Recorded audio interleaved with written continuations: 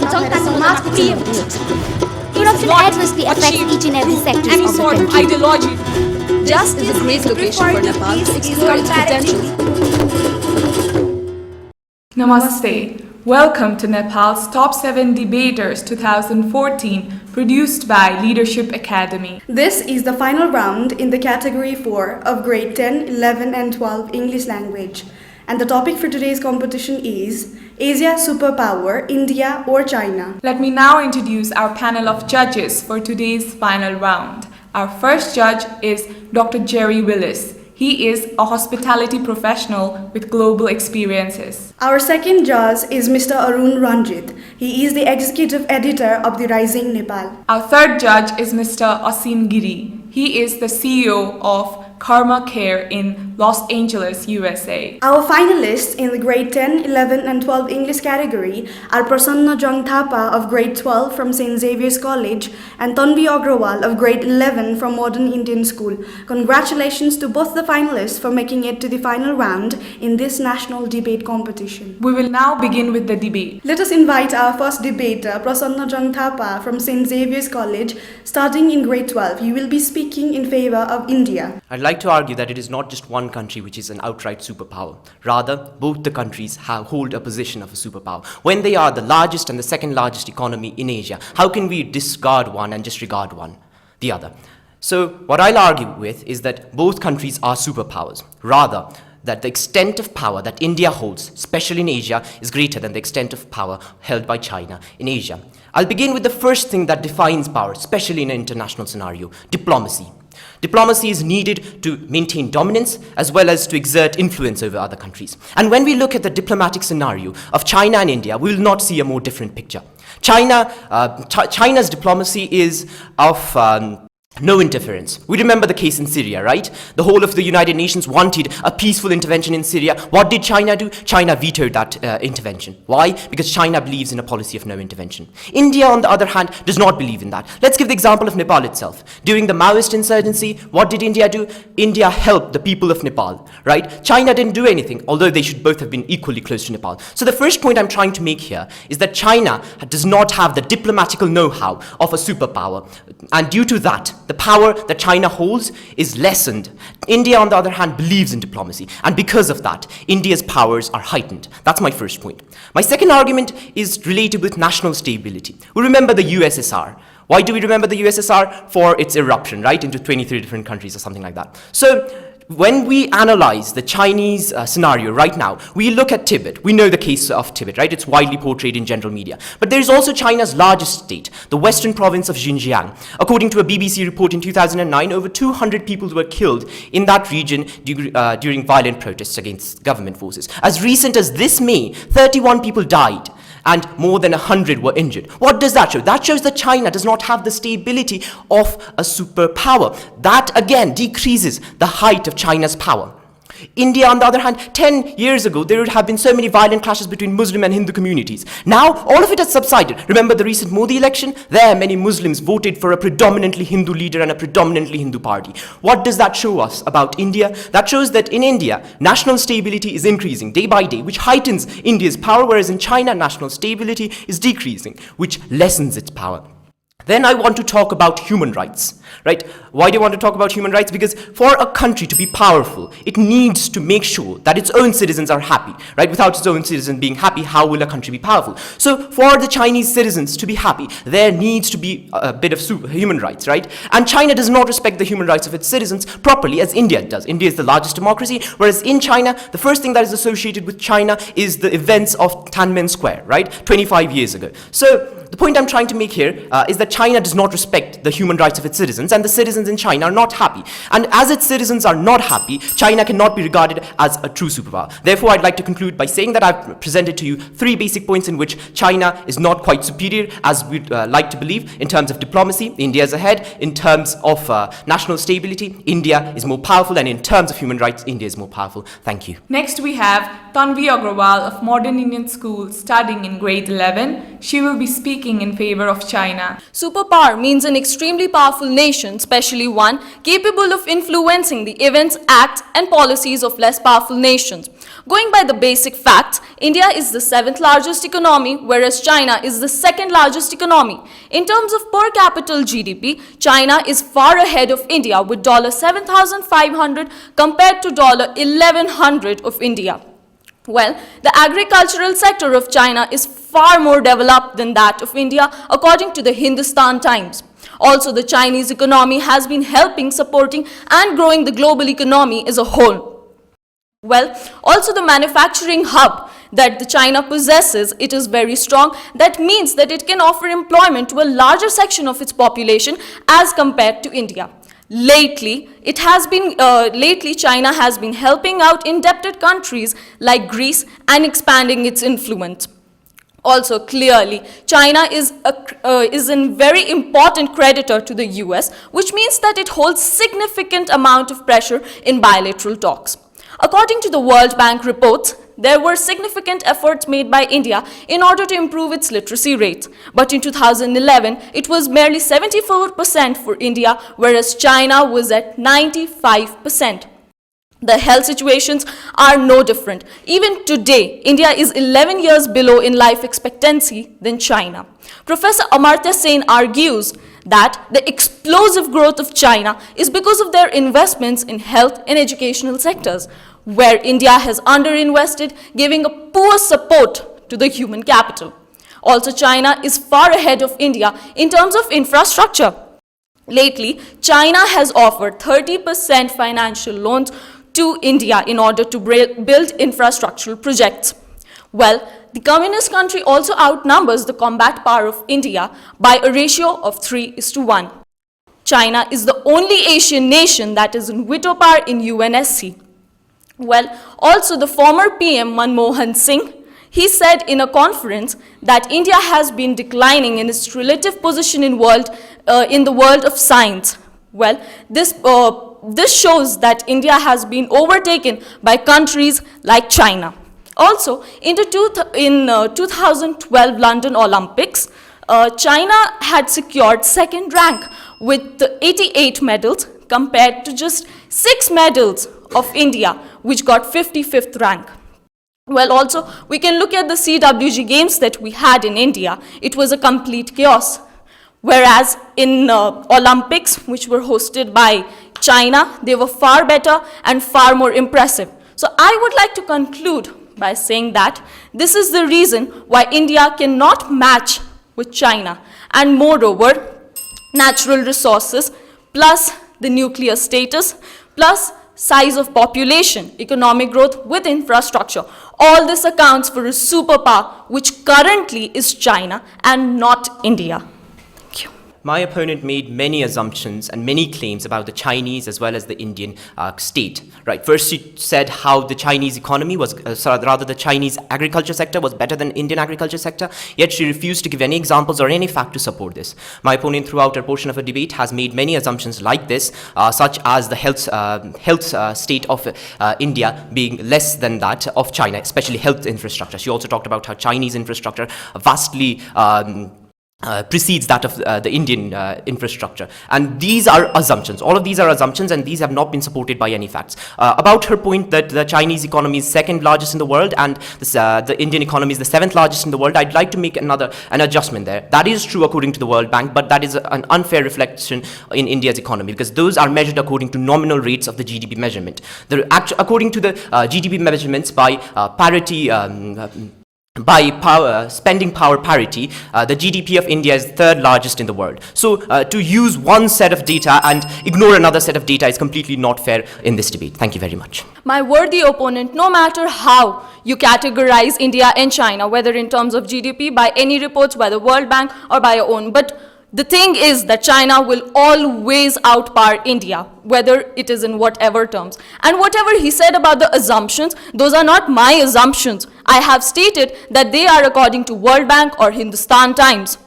Well, in his first speech of 3 minutes, he said that the Chinese government, it is unstable. But then, in a democracy like India, where the government, it aims at short-term plans so that it can get reselected. For example, in 2009, there was a case where rupees 75,000 crore was waived off, which was given to the farmers according to the government. But then that is still being debated whether that was actually received by the deserving recipients or not. But yes, it definitely and certainly helped the government to get reselected.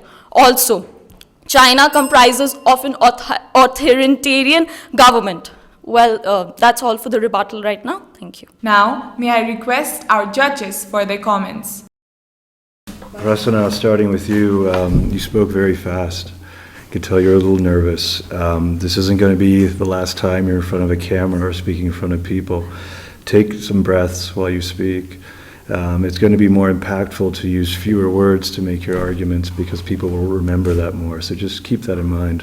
I thought when you started out, you wasted a little bit of time saying that we shouldn't be defining a single superpower. You could have used that time more for argumentation because it was clear what side you had to argue in favor of. I thought a weakness of your arguments was you relied heavily on political arguments, diplomacy, political stability, and human rights.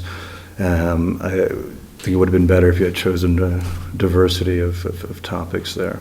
So Tanvi, I liked how you defined superpower at the outset. I was a debater myself when I was in high school. It's a clever technique because you define the parameters yourself and then how the judges will determine whether you've achieved the goal or not. So that was well done on your part. Prasanna, when you speak, you have to control the speediness of your speaking. Because you speak not very, but a little faster. So I think it is better to control that speed. You talk about more politics, and which you should include some other economy, lifestyle, and some other issues also. But anyways, it's good. Tanvi, I found you are more confident. The other one, you have more influential speaking power. It's good, and you have more confidence also. I don't know how you build up that one. And so the point I love is that when you first speak, you started with the definition, which is very, very important. Prasanna talks on more politics, but you talks on sports and some other issues. Somehow it is good, but you should add some more information about politics too. The presentation is okay. Body language is also is good. Thank you. Prasanna Jung, that's right. You just require a few things to upgrade yourself, the personality, the kind of grooming, all right? You're a young guy right now. You have a lot of scope ahead of you, right?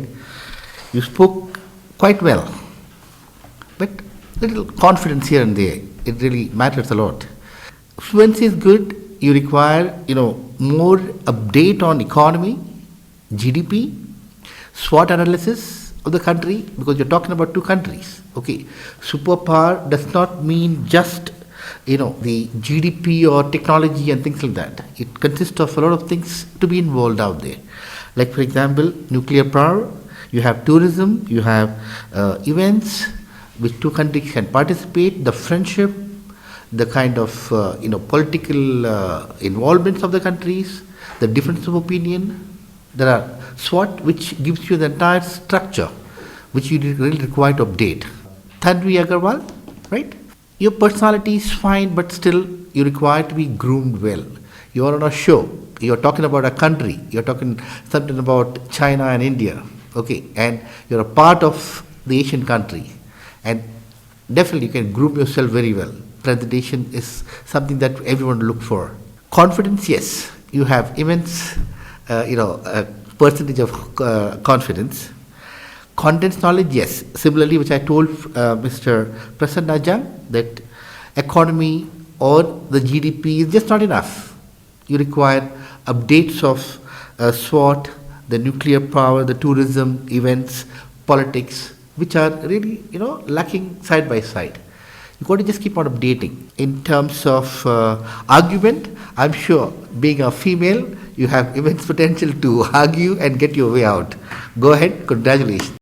We will now begin with the rebuttal round. Let me first begin with sports. Russia in the Winter Olympics finished both ahead of China and big countries like India. Does that make Russia a bigger power than them? I do not believe that sports is a relevant issue while talking about superpower.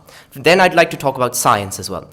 Did you know that till now, no person from mainland China has received a Nobel Prize in physics, whereas behind the United States and Europe, India is the third largest recipient of physics Nobel Prize? What does that make science development in the two countries then? I also want to talk about economics in a broader sense. According to World Bank, 30% of Chinese GDP is state-owned GDP. Right, so what that means is that there is less incentive for people in China to develop their economy than there is in India. India's economy is profit-based capitalism, right? So suppose I have $1 billion, right? $1 billion is just mine, right? So what I'll do with that $1 billion is I'll try to make sure it expands, right? I'll try to make that into $2 billion.